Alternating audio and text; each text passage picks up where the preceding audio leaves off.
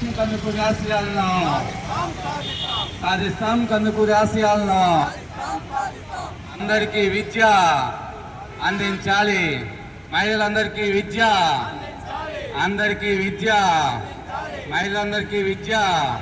జోహార్ కందుకూరి వీరేశలింగం, జోహార్ కందుకూరి వీరేశలింగం, జోహార్ కందుకూరి వీరేశలింగం, జోహార్ కందుకూరి వీరేశలింగం, జోహార్ కందుకూరి వీరేశలింగం. నవయుగ వైతాళికుడు కందుకూరి వీరేశలింగం గారి 177వ జయంతి ఈ రోజు ఇక్కడ నిర్వహిస్తా ఉన్నాం. వాస్తవానికి ఈ 177వ జయంతి రాష్ట్ర ప్రభుత్వమే అధికారికంగా నిర్వహించాల్సి ఉంది. కానీ ఇటీవల రాష్ట్ర ప్రభుత్వం అధికారికంగా నిర్వహించే ప్రముఖుల జయంతులు, వర్ధంతులు జాబితా విడుదల చేసింది. ఆ జాబితాలో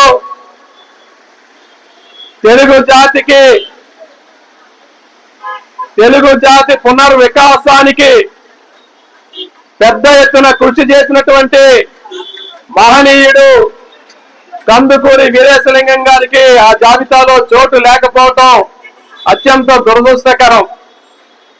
కందుకూరి వీరేశలింగం గారు ఆయన జయంతి సందర్భంగా రాష్ట్ర ప్రభుత్వం రంగస్థల నాటక దినోత్సవం జరుపుతా ఉన్నారు. వాస్తవానికి కేవలం నాటక రచనలకు మాత్రమే వీరేశలింగం గారు పరిమితమై లేరు. వీరేశలింగం గారు యావత్ జీవితం ఒక పెద్ద సంస్కరణ ఉద్యమకారుడిగా మూఢత్వాన్ని ఆ రోజుల్లో తెలుగు జాతి మీద తెరలుగా మూఢత్వపు చీకట్లు కమ్ముకున్నప్పుడు ఆ మూఢత్వపు చీకట్లని చీల్చి చెండాడినటువంటి ఒక ఖడ్గదారిగా కందుకూరి వీరేశలింగం గారు నిలిచారు. ఆంధ్ర రాష్ట్రంలోనే మొట్టమొదటి వితంతు పునర్వివాహాన్ని చేసి ఇవాళ మూఢత్వానికి వ్యతిరేకంగా ఒక పెను సంచలనానికి దారి తీసినటువంటి వీరేశలింగం గారు తెలుగు జాతి మొత్తానికి, తెలుగు జాతిలో ఒక పునర్వికాసానికి ఆయన పెద్ద ఎత్తున కృషి చేశారు. అంతేకాదు ఆ రోజుల్లోనే ఆయన ఒక విజ్ఞాన దాయకుడిగా నిలిచాడు. విజ్ఞాన దాయకుడిగా అంటే ఆయన అనేక రకాల అధ్యయనాలు చేసి సాంఘిక శాస్త్రం, జీవశాస్త్రం దగ్గర నుంచి అన్ని రకాలని ఆయన అధ్యయనం చేసి ఆ రోజు ఆ పుస్తకాలన్నీ ఇంగ్లీష్ లో ఉంటే ఆ ఇంగ్లీష్ లో ఉన్న పుస్తకాలు విద్యార్థులకు అర్థం కావని వాటన్నిటినీ తెలుగులోకి అనువదించినటువంటి మొట్టమొదటి అనువాదకుడిగా కూడా వీరేశలింగం గారు నిలిచారు. ఆయన ఆంధ్ర రాష్ట్రంలోనే ఇన్వెస్టిగేటివ్ జర్నలిజం లో మొట్టమొదటి జర్నలిస్ట్ గా కూడా నిలిచినటువంటి గొప్ప మహనీయుడు కందుకూరి వీరేశలింగం గారు. ఆంధ్ర రాష్ట్రంలో తొలి పాత్రికేయునిగా నిలిచినటువంటి మొదటి వ్యక్తిగా కూడా వీరేశలింగం గారు నిలబడి ఉన్నారు.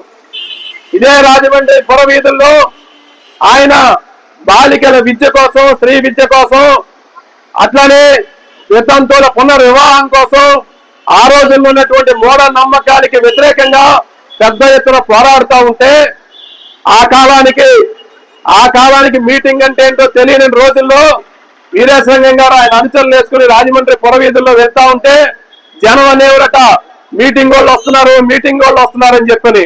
ఆ రకంగా ఆంధ్ర రాష్ట్రంలో మొట్టమొదటి ప్రజలతో సమావేశాల సంస్కృతిని తీసుకొచ్చినటువంటి మొదటి సంస్కరణోద్యమ వీరి ఒక పెద్ద ఖడ్గదారి కందుకూరి వీరేశలింగం గారు. అంతేకాదు బాలికల విద్య కోసం ఆయన తన యావదాస్తుని దారబోసి మొదటి బాలికల స్కూల్ని ఏర్పాటు చేశారు ఆయన. ఇదే మన వీటిలో ఆయన ఆస్తులోనే వీరేశలింగం గారి పేరుతో స్కూలు, కాలేజీ ప్రారంభమైంది. దాని తర్వాతే ఆనంద్ గార్డెన్స్ లో ఇవాళ అక్కడ డిగ్రీ కాలేజీ, ఉమెన్స్ కాలేజీ ఇట్లాంటివన్నీ కూడా ప్రారంభమై నడుస్తూ ఉన్నాయి. చాలా పెద్ద ఎత్తున ఈ ప్రాంతంలో అనేక మందికి, లక్షలాది మందికి విద్యకి, ఆ విద్య ద్వారా ఉపాధి అవకాశాలకి దారి చూపించినటువంటి విద్యాదాతగా కూడా వీరేశలింగం గారు నిలబడ్డారు.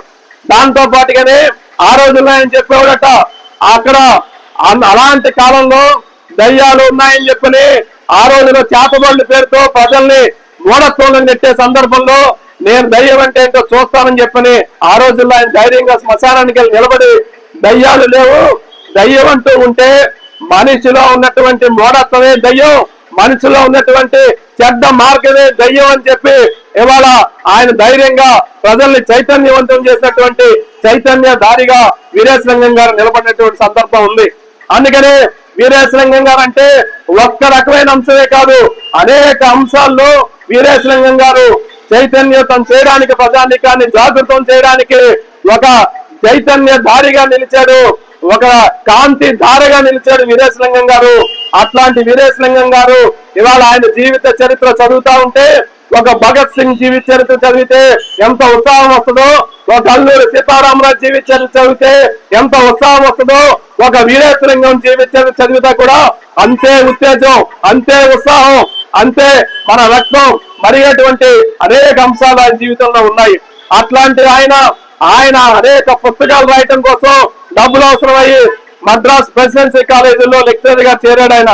ఆ రకంగా కూడా ఆయన ఉపాధ్యాయుడిగా, ఆయన ఒక జర్నలిస్ట్ గా, ఆయన ఒక సంఘ సంస్కర్తగా, ఆయన ఒక చైతన్య దారిగా, అజ్ఞానపు చీకట్లను తొలగించేటువంటి అనేకమైనటువంటి అంశాల్లో ఆయన ప్రతిభాశాలిగా నిలిచారు. ఆయన అనేక మందికి శిష్యరికం వహించారు, గురువుగా వ్యవహరించారు.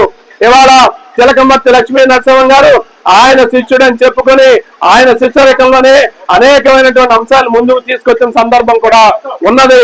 అట్లాంటి అంశాలను చూసుకున్నప్పుడు ఇవాళ కందుకూరి వీరేశలింగం గారు ఆంధ్ర రాష్ట్రానికే ఒక చైతన్య దారిగా ఉన్నాడు.